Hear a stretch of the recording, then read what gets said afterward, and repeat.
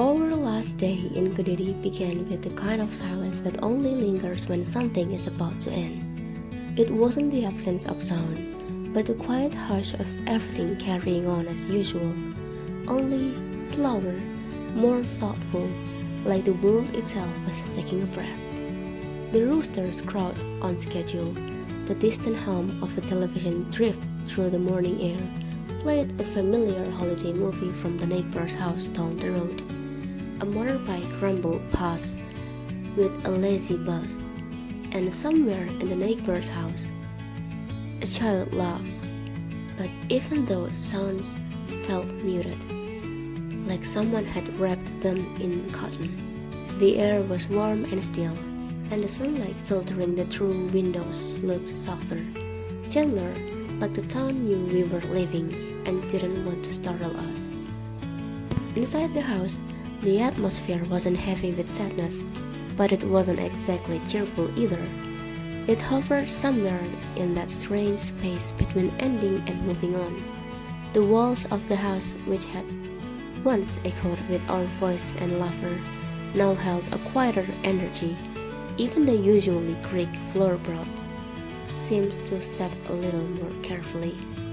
We moved around slowly, deliberately folding stray clothes, gathering last-minute things, glancing out the windows without really looking at anything.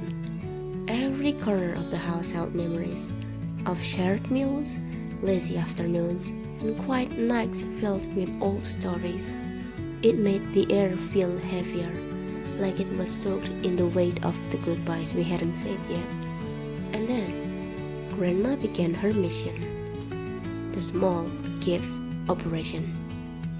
It started quietly, innocently even. Just a few plastic bags appeared beside the door after breakfast, placed there without ceremony. A couple of snack packs, maybe some homemade rempeyek or keripik tempe, neatly tied off with rubber bands that telltale old lady precision. We nodded, smiled, said thank you, and assumed that was it.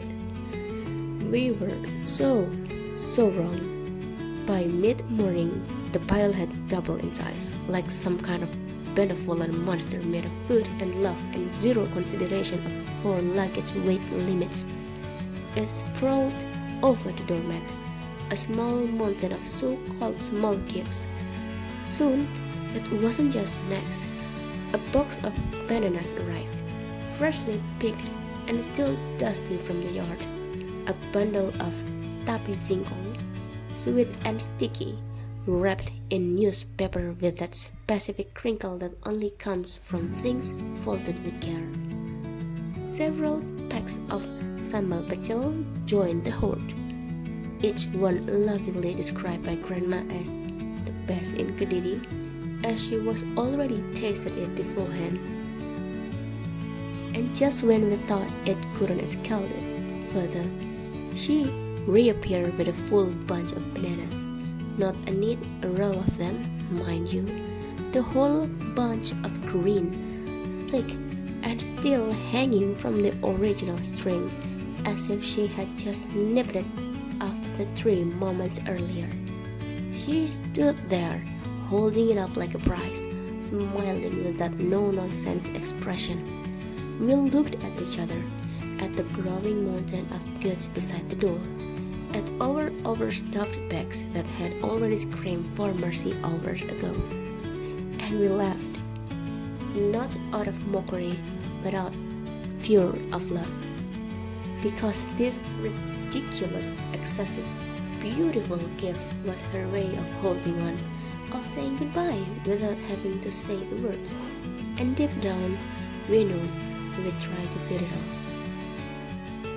Our bags were already full before all of this. We had no suitcases, just those massive travel bags that you close by kneeling on top and hoping the zipper survives. Now, we were faced with a small mountain of small gifts and a big question: how we are going to carry all of this? But Grandma was firm. She wasn't taking if we wanted to bring it all. In her eyes, living without gifts is not an option. It's a matter of pride. a symbol of love, an unspoken way of saying, even if we didn't talk much, even if we're not as close as we used to be, I still care. So we gotta work, redistributing weight, finding any possible nook in the bags. We argued over that what could stay and what must go. Trying convincing grandma that maybe 5 bags of creepy sneakers was too much, only for her to slip in the sixth one, just in case.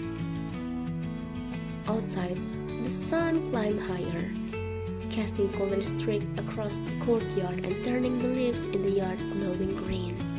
The heat was starting to press down, heavy and familiar, the kind of that stuck to your skin and made time feel slower, like it was doing us a favor, giving us a little more space to say goodbye. Our car was scheduled to leave in just under an hour. The house was a flurry of motion now. Zippers zipped open and shut as we tried to compress the impossible pile of belongings into bags that were already stretched to their limits. Shoes were hunted down from under furniture.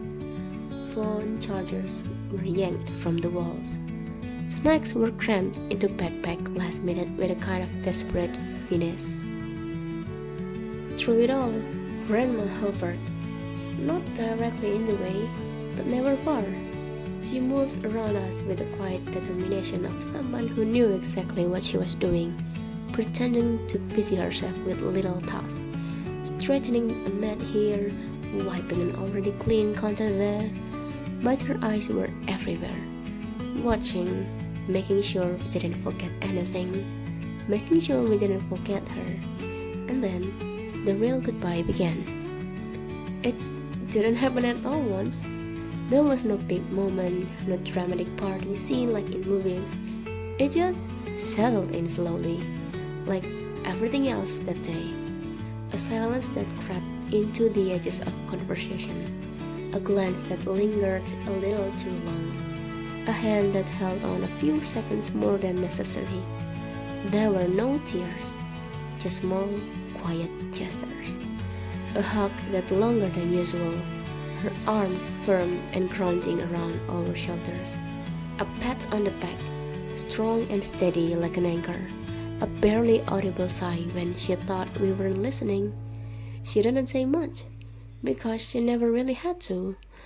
Her love had always been shown, not spoken, even though we weren't that close to the rest of the family anymore. Even though time and silence and the kind of flirts that don't always get explained had made things more distant between us, the warmth was still there. Maybe this was her way of loving us, through hands that never stopped moving, words that danced around what she meant, but actions that told the truth plainly.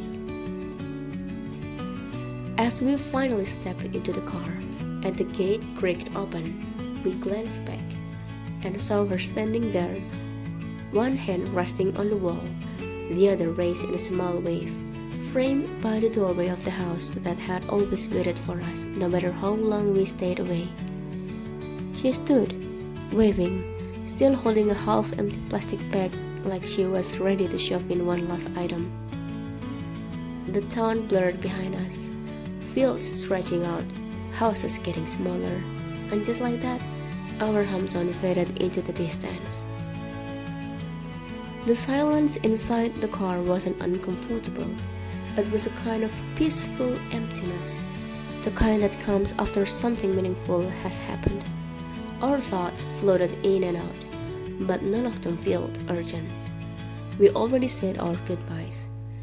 The last words had been exchanged, the last hugs given, and somehow, despite everything that had changed over the years, the weight of those small gestures, the bags of food, the soft reminder, the quiet warmth, which was more than enough to carry us forward.